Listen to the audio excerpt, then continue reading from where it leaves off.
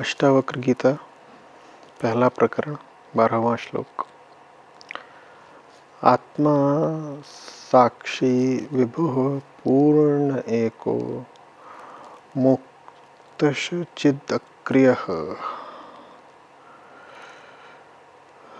साक्षी है, विभु है, पूर्ण है, एक है, मुक्त है, चिद रूप है अर्थात चैतन्य है और अक्रिय है। आत्मा साक्षी विभुः पूर्ण एको मुक्तश् चिदक्रियः असंगो निस्पृह शांतो भ्रमात् संसारवानिव। आत्मा साक्षी है, विभुतापूर्ण है, माने वैभवशाली है, माने सर्वव्यापक है, पूर्ण है, एकमात्र है, माने अद्वैत है, मुक्त है, चैतन्य स्वरूप है और अक्रिय है। असंग है, वह निस्पृह है। निस्पृह माने तुलना रहित, कामना रहित, ईर्ष्या रहित। शांत है और यह मात्र भ्रम के कारण है कि आत्मा को हम संसार का कोई विषय माने आत्मा को संसारी जैसा समझ लेते हैं, माने आत्मा को कोई वस्तु मान लेते हैं। बहुत कुछ कह गए हैं अष्टावक्र यहाँ पर, कई संज्ञाएं दे डाली हैं उसे जो किसी संज्ञा से बंध नहीं सकता। और जितनी उन्होंने संज्ञाएं दे दी हैं, उपाधियां दे दी हैं, वो सब एक ही ओर को इशारा करती हैं। आत्मा साक्षी है।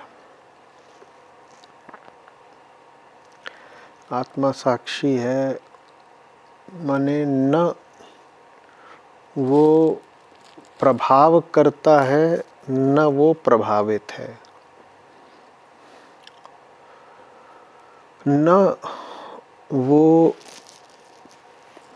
किसी कर्म को करने वाला है, न दूसरे छोर पर किए गए कर्म को भोगने वाला है। न वो पत्थर को फेंकने वाला है, न वो फेंका गया पत्थर है, न वो पत्थर से चोट खाने वाला है। और ये जो त्रैत है, यही प्रकृति की अनिवार्य निशानी होती है। ज्ञान, ज्ञाता, ज्ञेय, प्रमाण, प्रमाता, प्रमेय।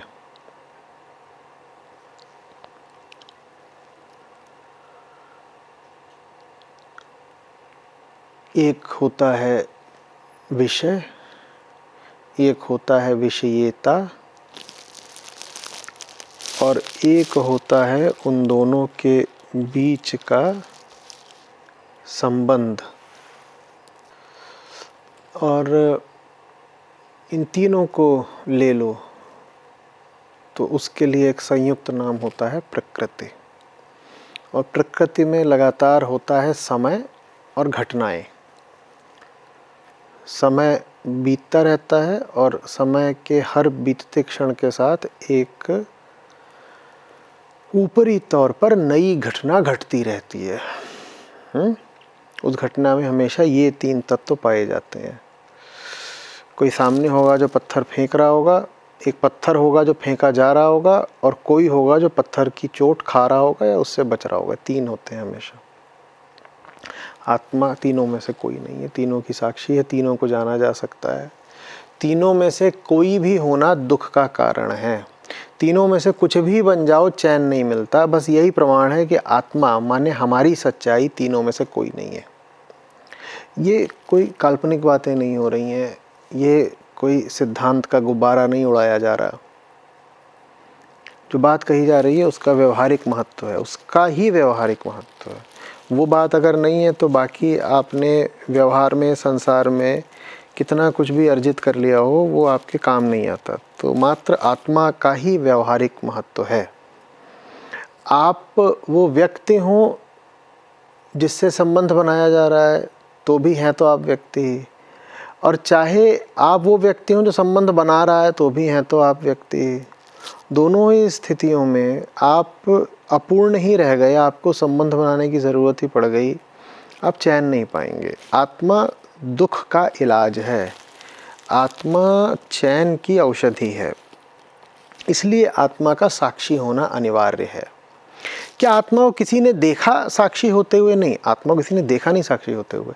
पर अगर आत्मा साक्षी नहीं है तो हमसे जिया नहीं जाएगा। बस यही प्रमाण है कि आत्मा को साक्षी होना पड़ेगा। आत्मा को आप कोई कथा भी बोल सकते हैं, पर अगर कोई कथा ऐसी हो कि उसके बिना जीना असंभव हो जाए तो वो कथा है या यथार्थ से भी बड़ा सत्य? सोच समझकर उत्तर दीजिएगा। यदि कोई कथा ऐसी हो जिसके बिना आप जी ही ना पाएं तो फिर उसे कथा बोलें या यथार्थ बोलें या यथार्थ से भी ऊपर की सच्चाई? आत्मा वो सच्चाई है। आत्मा विभु है। विभुता से क्या आशय है? वैभव इसी से आता है, विभुता से आता है। वैभव, ऐश्वर्य, महत्ता माने बड़ा होना, महानता। तो आत्मा अगर नहीं है तो अहंकार है। आत्मा माने क्या? अहंकार का ही शुद्ध बुद्ध ब्रह्म माने वृहद रूप आत्मा कहलाता है। आत्मा का ही शुद्ध बुद्ध बृहद रूप आत्मा कहलाता है, अहंकार का ही शुद्ध रूप।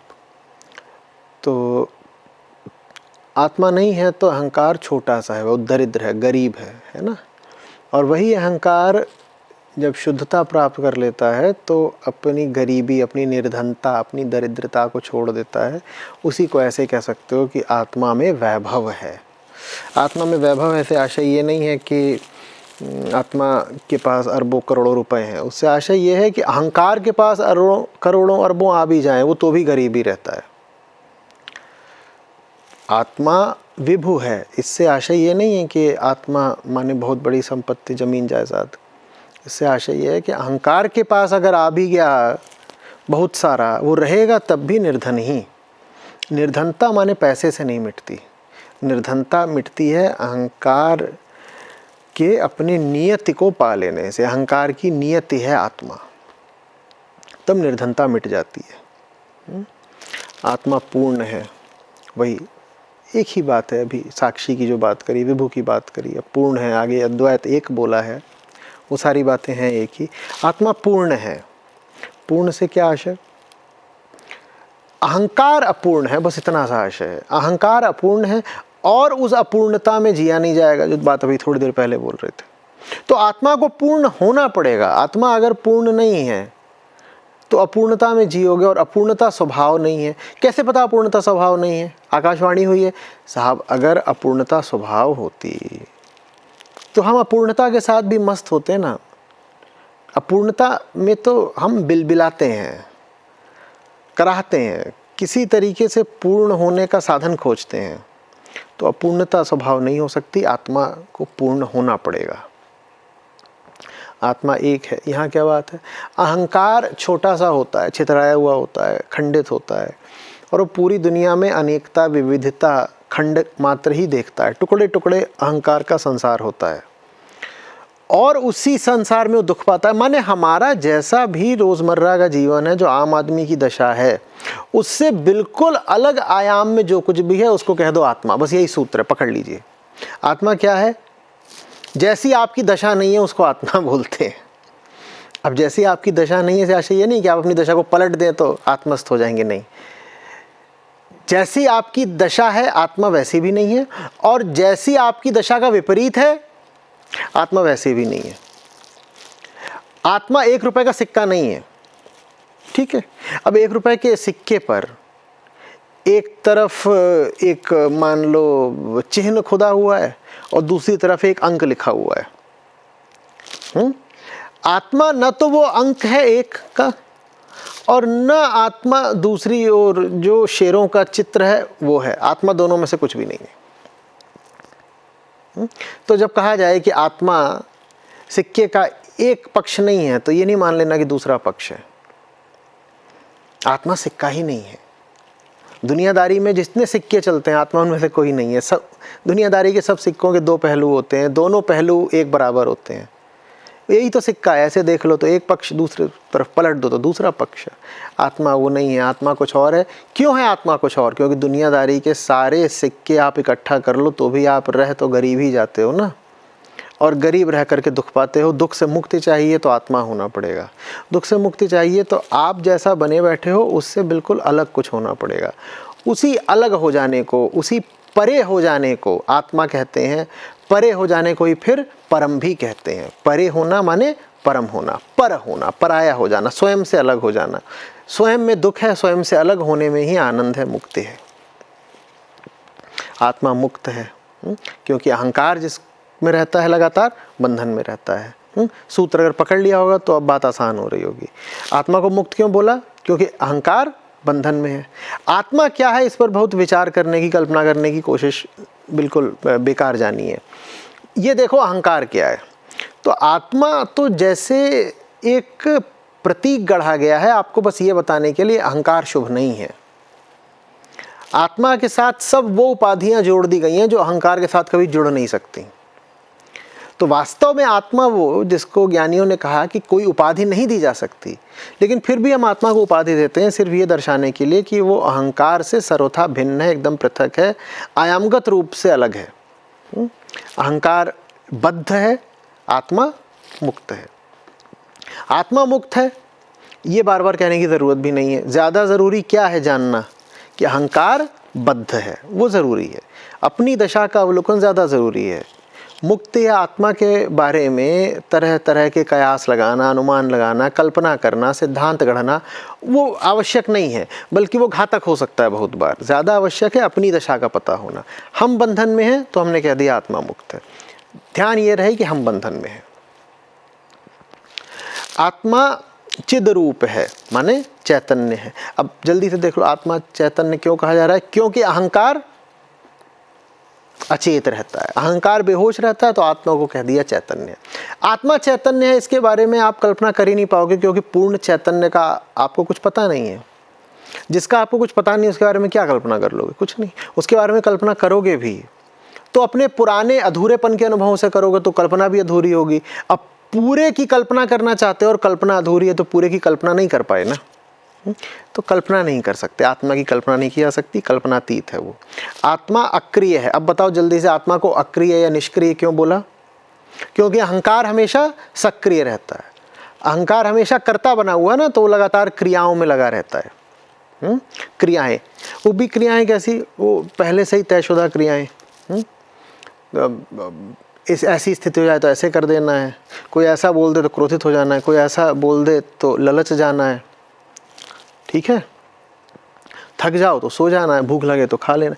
अहंकार इसी तरह की क्रियाओं में फंसा रहता है। आत्मा पर इस तरह की क्रियाओं की कोई बाध्यता नहीं है, तो आत्मा को अक्रिय कह देते हैं। और अहंकार अपनी सब क्रियाओं में क्यों फंसा रहता है? क्योंकि वो अपूर्ण है, उसे कुछ पाने की कामना है। तो वो अपनी पूर्णता की कामना के कारण तरह तरह के प्रयास करता है, बार बार कर्म करता रहता है। ये कर लूँ तो पूर्ण हो जाऊँ, वो कर लूँ तो पूर्ण हो जाऊँ। और ये सब जो प्रयास हैं उसे कभी पूर्णता देते नहीं, दुख ही देते हैं। तो इसलिए कहा गया कि आत्मा अक्रिय है। आत्मा कोई वस्तु नहीं है जिसको तुम सोचने लग जाओ कि वो अक्रिय बैठी हुई है। आत्मा के बारे में कुछ सोचने की जरूरत नहीं, बस ये जान लो कि अहंकार जो इतनी सक्रियता दिखाता है जीवन भर, हर आदमी दौड़ ही रहा है ना ज़माने में। चौराहों पे भीड़ लगी हुई है, दफ्तरों में भीड़ लगी है, दुकानों में भीड़ लगी है, घर में भी लगातार कुछ ना कुछ गतिविधि चलती रहती है। वो सारी गतिविधि ही दुख है। उस गतिविधि का केंद्र, उसका इंजन, उसका ईंधन ही दुख है। तुम दुखी हो, तुम परेशान हो, तुम बेचैन हो, इसलिए तुम 100 जगह दौड़ते हो। इस कारण कहा गया है आत्मा अक्रिय है। आत्मा असंग है। क्यों? अब जल्दी से अहंकार पर जाओ। क्योंकि अहंकार इतना बेचैन, इतना अधूरा, इतना अकेला है कि वो हमेशा संगति की मांग करता रहता है। अहंकार संगति की मांग करता रहता है, इसलिए कह दिया आत्मा असंग है। और अहंकार कोई भी संगत जुटा ले उसका अकेलापन तो मिटता नहीं, सीखता हो तब भी नहीं है। एक प्रकार की संगति फलीभूत नहीं हुई तो वो दूसरी संगति की ओर भागता है, लेकिन वो अपनी दशा से मुक्त नहीं हो पाता, दुख की दशा से। तो इसलिए कहा आत्मा असंग है, आत्मा को संगति की आवश्यकता नहीं। आत्मा निस्पृह है। स्पृहा माने इच्छा, कामना, ईर्ष्या के लिए भी स्पृहा को प्रयुक्त करते हैं, दूसरे से तुलना करने से भी स्पृहा होता है। ये सब अहंकार के लक्षण है। छोटा सा है, छोटा होने में चैन नहीं है, बड़ा होना चाहता है तो दूसरों से तुलना करता है, बड़ा होने की कामना करता है, अपने से किसी बड़े को देखता है तो उससे ईर्ष्या करता है। आत्मा के लिए तो कोई दूसरा ही नहीं है, तो आत्मा किससे तुलना करे। खैर, आत्मा के बारे में बहुत नहीं बोलना है, बस ये देख लेना है कि ये जो हमें प्राकृतिक वृत्ति होती है तुलना करने की, दूसरों के जैसा हो जाने की कामना करने की, ईर्ष्या में बह जाने की जो वृत्ति होती है, इसका और हमारे दुख का बड़ा गहरा संबंध है। दुख से अगर मुक्ति चाहिए तो स्पृहा से भी मुक्ति पानी पड़ेगी। आत्मा शांत है। क्यों कहा आत्मा शांत है? अब तक समझ गए होंगे आप, क्योंकि अहंकार अशांत है सर्वथा। अहंकार अशांत इसलिए है क्योंकि जो वो अपने आप को माने बैठा है वो झूठ है, झूठ में शांति हो नहीं सकती। शांति तो अपनी सच्चाई, अपने यथार्थ पर ही आकर मिलती है। अहंकार को अपने यथार्थ का कुछ बोध नहीं, वो अपने आप को एक छोटा मैं बोलता है, वो अपने आप को दुनिया के भीतर अवस्थित और दुनिया पर आश्रित और दुनिया से ही जनित मैं बोलता है। मैं इस दुनिया से उठा हूँ, मैं इस दुनिया में हूँ और मैं इस दुनिया पर आश्रित हूँ, ऐसा हूँ मैं। अहंकार अपने बारे में जितनी बातें बोलता है वो सब झूठ है, इसलिए अहंकार को कभी शांति नहीं मिलती है। आत्मा को कह दिया शांत है। आत्मा शांत है, इस ये कहने का अर्थ इतना ही है कि अहंकार अपनी जो परिभाषा बनाए है उसे वो जब तक वैसे ही रखेगा तब तक अशांत ही रहेगा। और बड़ा ये तुमको भ्रम हो गया है, श्लोक के अंत में ऋषि कहते हैं अष्टावक्र, बड़ा ये तुमको भ्रम हो गया है कि आत्मा संसार की कोई वस्तु है। ये भ्रम तुमको इसीलिए हो गया है क्योंकि तुम अहंकार बने बने आत्मा को देख रहे हो, और अहंकार चूंकि सिर्फ वस्तुओं को ही देख सकता है तो वो आत्मा को भी देखता और बोलता है कोई वस्तु ही तो है। अब ऋषि करें क्या? अहंकार के सामने आत्मा भी एक शब्द की तरह ही लानी पड़ती है, एक सिद्धांत की तरह लानी पड़ती है।